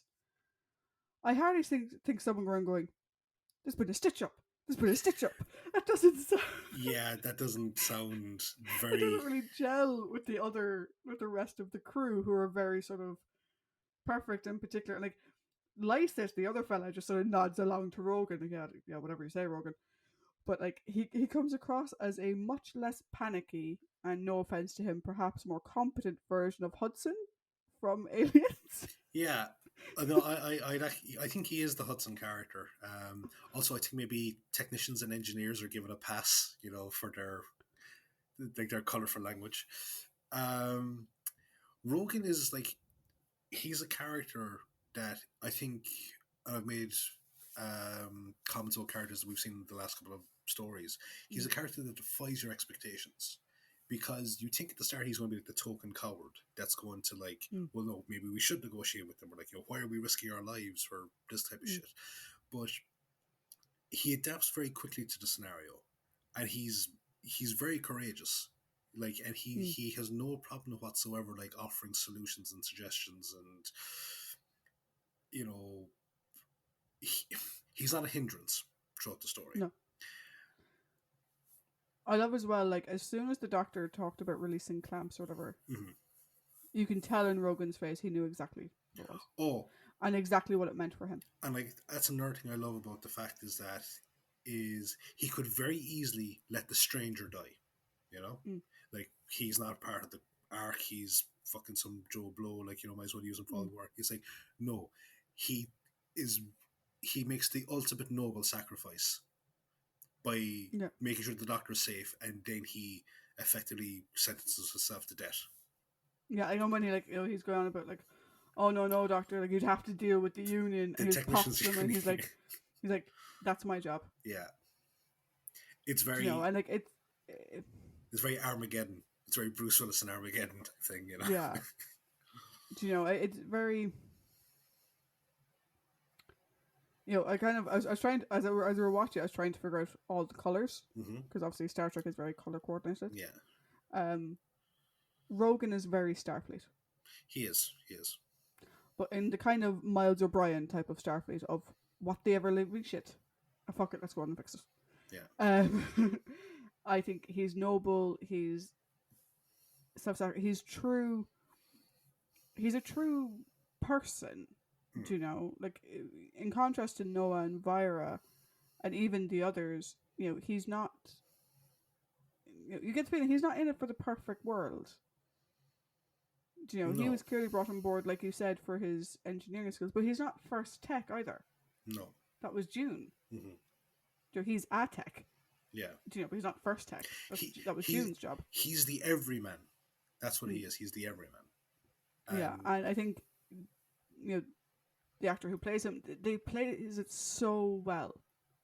Like Rick plays it so well. Oh, he plays it brilliantly. And like if you think about like some contrasting characters, like we said that he was in the Web of Fear as Blake. We didn't really get to see that much of him, but like we also had that other lad in the fucking Web of Fear. Fucking what's his face? Which one? Driver the Evans. Annoying one. Driver Evans. Yeah. Who is also like what the hell is this and whatever. But Evans is a coward. Yeah. A self-admitted coward, whereas Rogan is just like, what the fuck did I agree to? This was a stupid idea. What the hell am I doing here? This is ridiculous.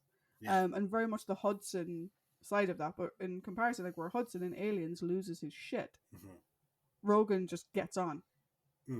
What am I going to do? Cool. I can do that. Yeah. Which kind of explains maybe that is how he got in the arc. That even though he does have regressive tendencies, shall we say, he gets the job done. He's like, do you know who he kind of reminds me of? The fucking, again, it's another alien analogy, I suppose.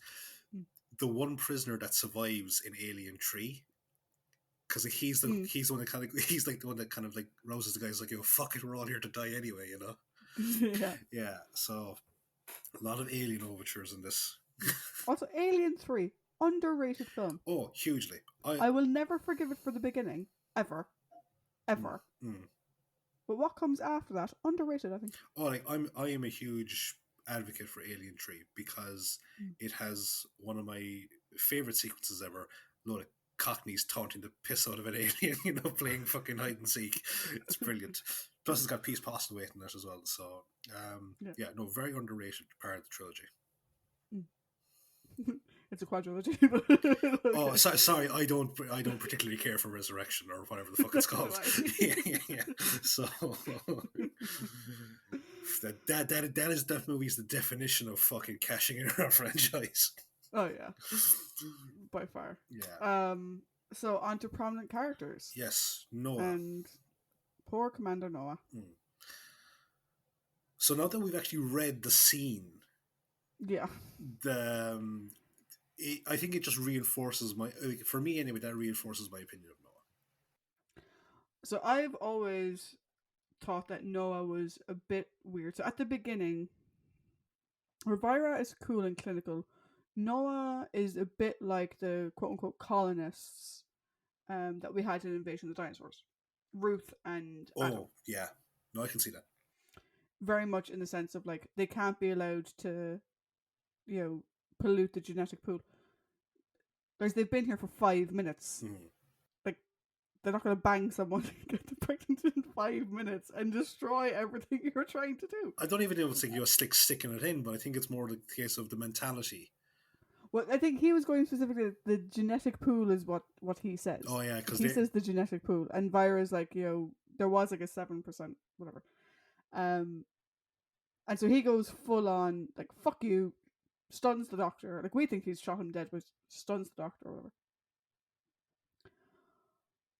But the thing about Noah is that Noah is such a traumatized character. And Kenton Moore, I've watched an interview with Kenton before. Kenton got the script. And he was like, oh my god, this is amazing. You have this tortured man losing himself to this alien entity. And then he turned up on set and they wrapped his hand in bubble wrap. Which kind of took a little bit from what he was trying to do in his mind. Because the scene where he's in the control room and he's battling his hand, he had sort of imagined like the hand reaching out, and he'd sort of practiced it all of trying to hold it back, and the idea of he doesn't have control of it. And instead, he had this not really movable green thing on his arm, and he felt it looked a bit silly.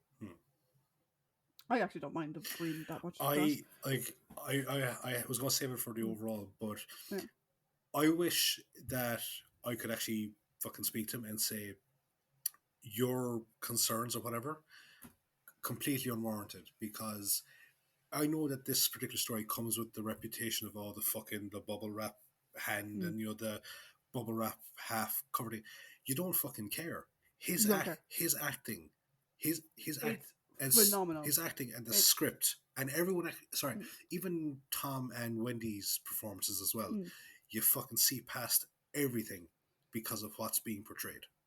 Yeah, and like the thing with his portrayal of Noah is that I would have loved for that scene to be in there. I'm at least going to read that scene fully later on this evening myself. But you get it in everything else.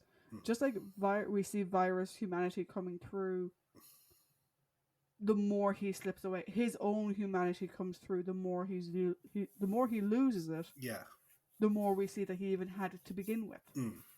And you can tell, like you said, that he has a very genuine affection and love for Vira. Do you know? And, the fact that he had to put all of this pressure on her.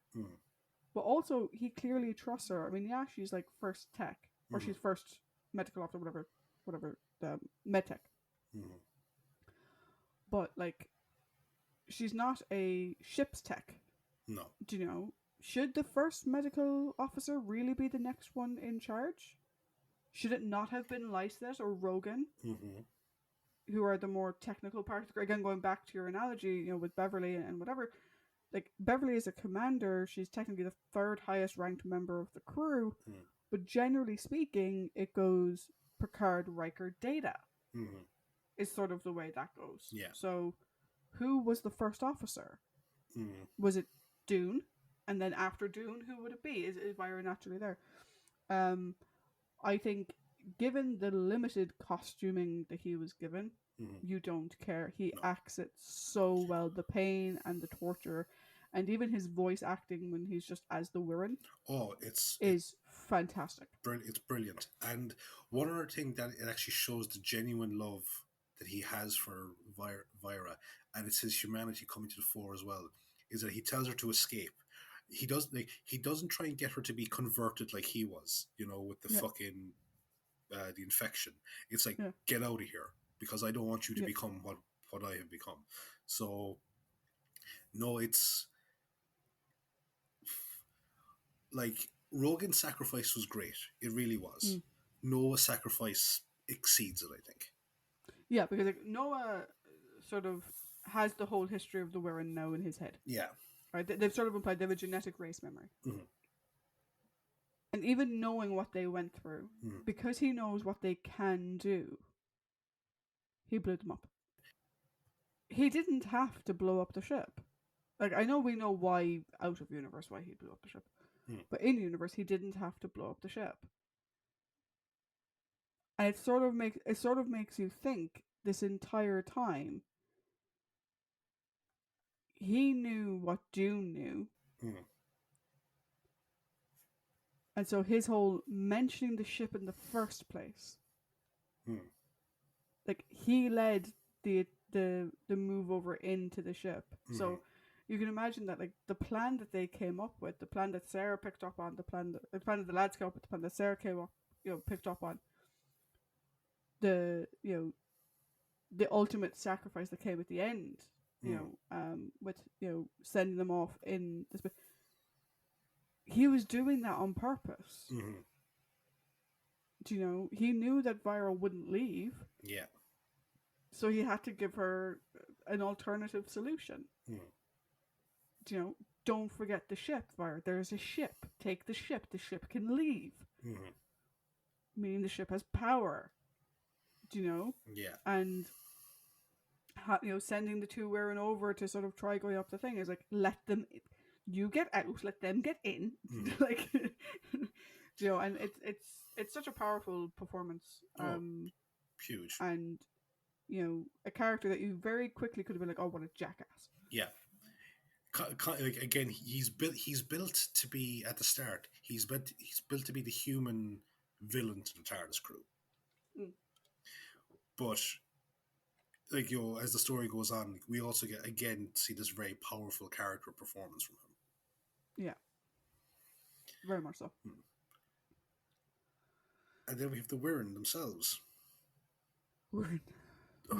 They're so fucking creepy, aren't they? They're creepy as fuck, dude. Like, okay, the bubble wrap gets grief. Mm.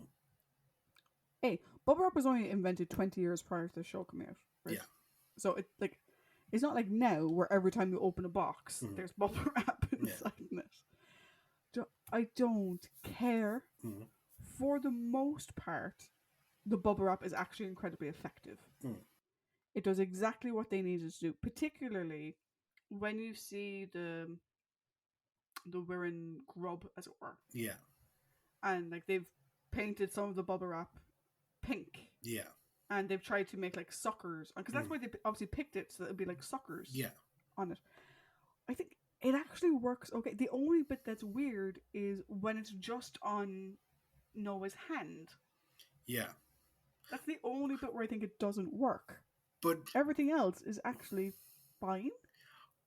For me, that the bit on the hand, I don't like. I think it does work, but again, that's just me, But I completely agree that for the rest of it, like compared to the other fucking larva monster that we saw, this is fucking 100 times better. Actually, there's one thing that doesn't work. What? I know. I was watching it last night. I was like, did they? What the fuck? Oh, for fuck's sake, they did.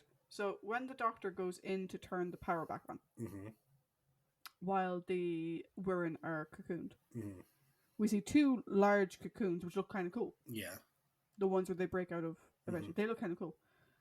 Did you notice the bits of paper that were stuck up on the wall as he was going down the steps? No. It's like several, like, it looks like A4 pieces of paper cut into like the shape of an oval. Oh, for fuck's with sake. just like the outline. No, the cocoon just drawn on it. I didn't see that at all. No. I was looking at it going, what the? I never picked up on it before. I've seen this story many times. I've never picked up on it before. It's a fucking piece of paper. And they're not even green pieces of paper. They're white pieces of paper.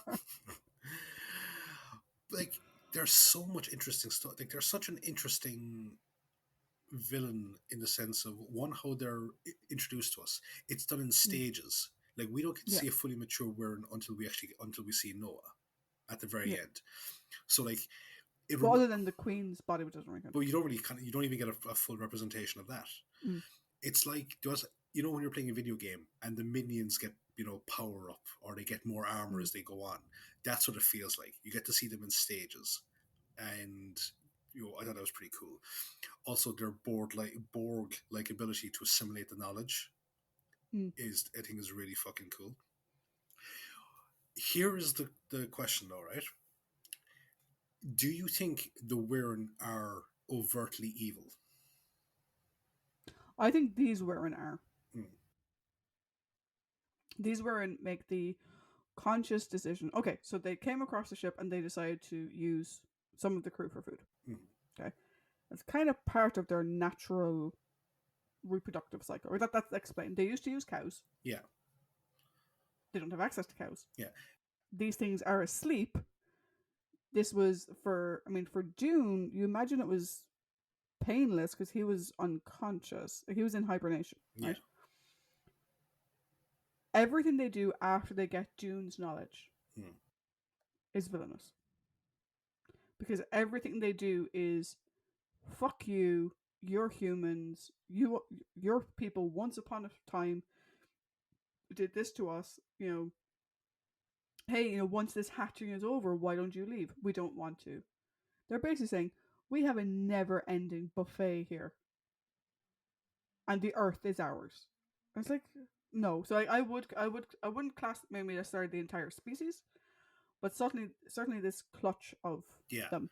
Because that's what they say. They live in space, but they use the livestock, essentially cows and other cow-like animals on the planets that they used as breeding grounds to basically breed their or host their eggs and stuff. Yeah, and then it was humans who wanted the planets that fucking drove them off them.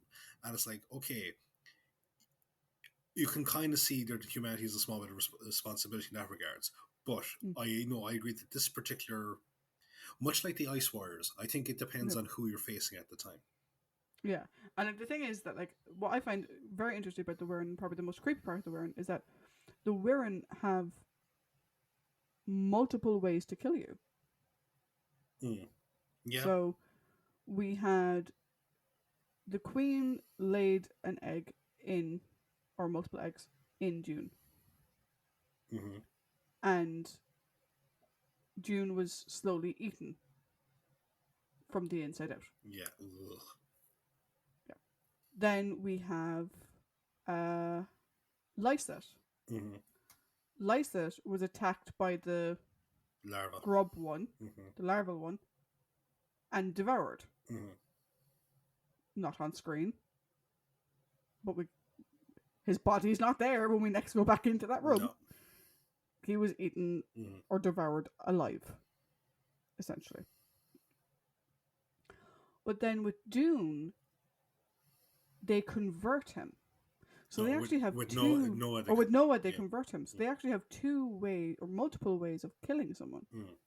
They can either implant eggs in you, teach you from the inside out.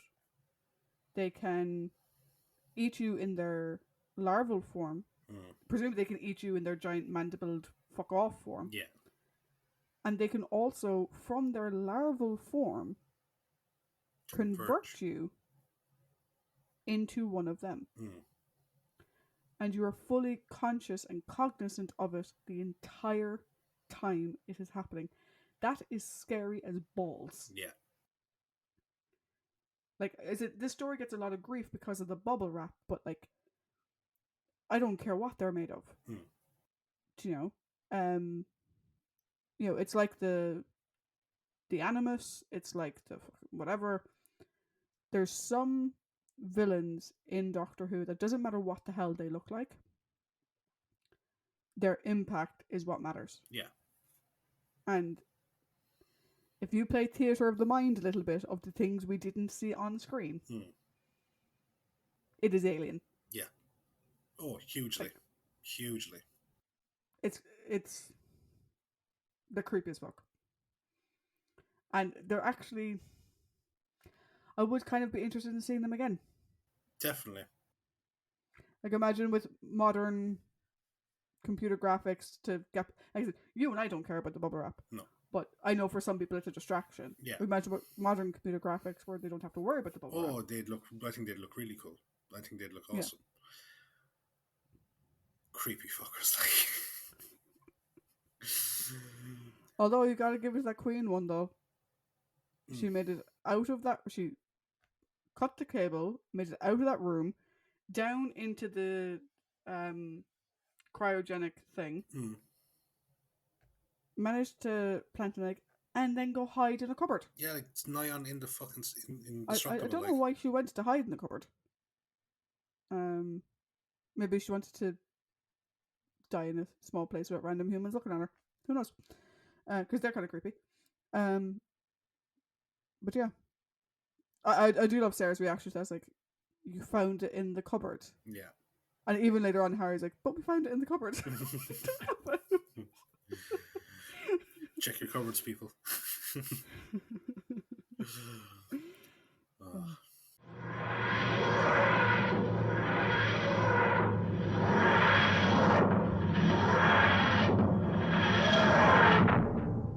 So it's that time of the week again where we give our overall thoughts on this story as a whole and mark it out of 5. So, Trish, I think I went first last week. You did. So you go first this week. I'm not doing it on purpose, but I can't help it. It's a 5. I was going to say it right now. This story is amazing. The story is phenomenal. Would I have liked it if Harry wasn't as chauvinistic as he is? Yeah. Would I like it if Sarah had a bit more to do in episode 2? Because episode 3 and 4 she's fine. Episode 1 is obviously her getting converted. Would I have liked to have more to do in episode 2? Yes, I would. However, everything else is absolutely phenomenal. The story, the pacing, the characters, the relationships, the performances. It's just awesome. It is a fantastic story. And like, this story is one of the reasons why, when Liz joined the show as Sarah Jane, I was like, oh, well, I'm going to try very hard not to give every Sarah Jane story a 5. But like, this is the caliber of writing and of stories that were happening around this time. They are very good. Like, there's a reason why, I know, speaking for you, I think, up until now, for you and me, this is our favorite, like, time in the show. Like, from our previous watch throughs and stuff. There's a reason for that. Yeah. It is awesome. And for Tom in particular, this is his second story. And it doesn't feel like it. It feels like he's been doing this for ages. Yeah. Do you know? Like I said, the relationship to Vira, I fucking love to bits. This such an interesting character, unveiling her own humanity as someone else is losing theirs. It's such an interesting thing to watch. Like I said, it's very alien. It's very Star Trek in many ways. Like, you can totally imagine something like, I mean, obviously we had it with the Borg, with Picard and the Borg and stuff, but you can imagine this type of story happening in Star Trek. Hugely. Definitely. It's just, I love it. And I can't help it. It's a 5. Cool. And I'm really looking forward to reading the book. I'm really looking forward to that new audio drama next year to see what John Nicarati's idea would have been. I'm so curious as to what that is. But for now, like, my recommendation, if you haven't seen this story, dude, BritBox it, get the DVD, get the Blu-ray, get it somehow, because it's fucking brilliant. How about you? Cool. So, first thing, stay out of my notes. So, like, as I said, look, yeah, and as you just said there, like, this is an era, and it's not just because of Tom. Well, like, he's a factor into it, but it's like the tone and the quality of the writing. It's that horror element. It's that classic. Like, we're entering the time frame now where Mary Whitehouse starts to have a go at the show because of the brutality on display or that kind of stuff. And while certain stories of John and Patrick and even our beloved Doc Bill can be viewed as campy in tone, here, like, we're getting back to the early days, like, when, like, the Daleks had like the horror tone to it, like Edge of Destruction, Sensorites. These had that horror tonality to them, or even Moonbase. The majority of the Base Under Siege season from that, like, so there's that horror element, but now we're seeing it consistently. But yeah, like, the pacing, the characters, the setting, the villains, the whole thing. There's not a scrap of fat on the story. Like, no. I deliberately missed one night of my summary write-up just so I could do 2 episodes back to back. I haven't done that since the War Games, right? Just to fucking... Yeah, like, you know, we'll talk about it next week. Next week is a 2-parter. Yeah. This week is a 4-parter. I always forget that it goes 4 and 2. I always assume that arc is a 6. Yeah. I mean, everything that happens, it has to be a 6, but it's not. It's a very well structured 4. And I suppose, just for benefit of people listening, this entire season forms a very, I would say, loosely connected arc. It goes back to the days of the Hartnell era, where each story led directly into the next story. So it's the serialized storytelling aspect of it. Yeah. So like one needs like so yeah. They ended this on they ended this going down to another planet, and that's where Santaran, the next one, the Santaran experiment, picks up. So like, but no, like I've also given this a 5. Like it was the so normally when I finish writing the story, I leave it a while to settle in my mind, and I'll do my characters, and then I'll write the score down. This time, no, I was just like, no, it's a 5 straight away. That's how good it is. Like, this is a perfect example of the Tom Baker era of Doctor Who. Like, I forgot how good this fucking story is. And it just has a lot of elements that I love in terms of its narrative and its tone and its setting, but the performances by everyone. There isn't a single bad performance, even by Libri and Lysette, who are there for only a short amount of time. They serve their function perfectly. So yeah, no, this is a 5 and a highly recommended watch. Definitely a highly recommended watch. And to your point as well, while like you said, like you didn't want to give every Liz story like a 5, you even said it yourself, like while this wouldn't be one of your favorite Liz stories, the story is what's getting the 5, not just because it has Liz in it. Yeah, very much so. Very much so. But that brings us to the end of this second story of season 12. Next week, like we said, we're a bit of a shorter trip, only 2 episodes. We'll be encountering an old foe of sorts in the Santaran experiment. Yes. It's just so fucking on the nose, like, you know.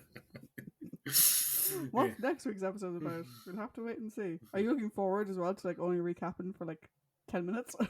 It's been a long time since you've had a 10-minute recap. Yeah, it's true. It depends entirely upon how fucking structured the story is, like, because that's true. Yeah, like if you go back to like Robot, it took me longer to do that, and that was also a 4. But then again, like there was more. Oh, but you were feeling you had the plague. Yeah, I had the plague. Yeah.